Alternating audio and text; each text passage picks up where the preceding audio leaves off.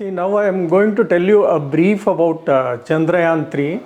Chandrayaan 3 is a follow-up mission of Chandrayaan 1, which happened in 2008, Chandrayaan 2, which happened in 2019, and now it's a follow-up mission of Chandrayaan 2 and 1. See, in Chandrayaan 2, the lander lost its connectivity with the ground station through orbiter and it crash landed. The reasons might be many, but it all boils down to some software glitch. Now we are launching Chandrayaan 3 on 14th July at 2:35 p.m. and the lander and rover may touch the surface of the moon by 24th or 25th of August, which is at 380,000 kilometers away from the Earth. Now, Chandrayaan 3 model spacecraft is slightly different from Chandrayaan 2.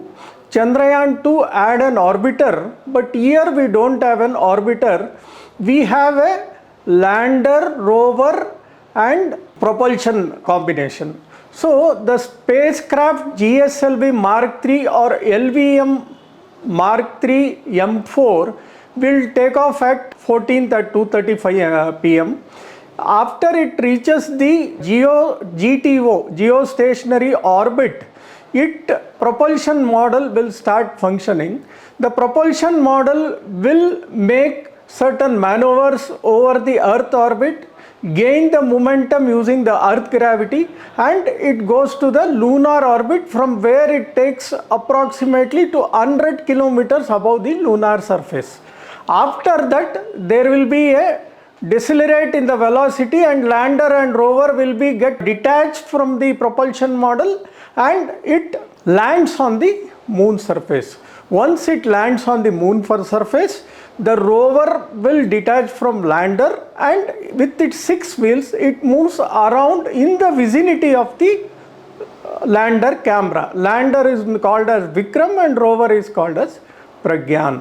So what is the mission for this is to soft land on the south pole of the moon, where no country has still attempted to launch on south pole of the moon.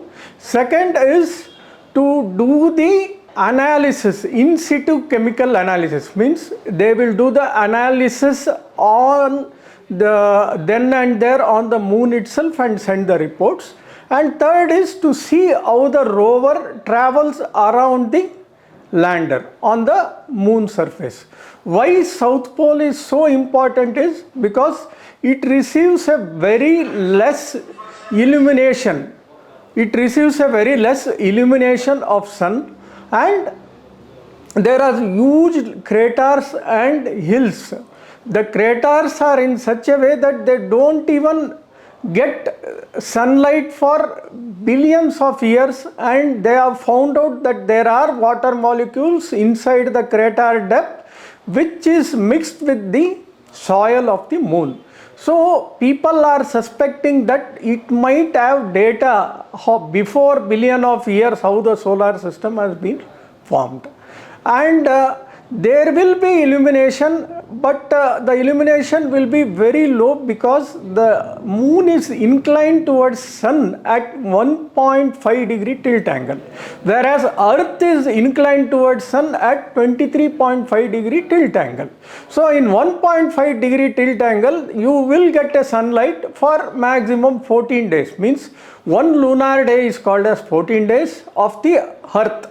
So the lander and rover will land on the moon only during the sunlight, because lander and rover requires the power through their solar panels to do the necessary experiments. The project cost was around 615 crores, whereas the Chandrayaan 2 costed 975 crores, and this project is costing only for us 615 crores.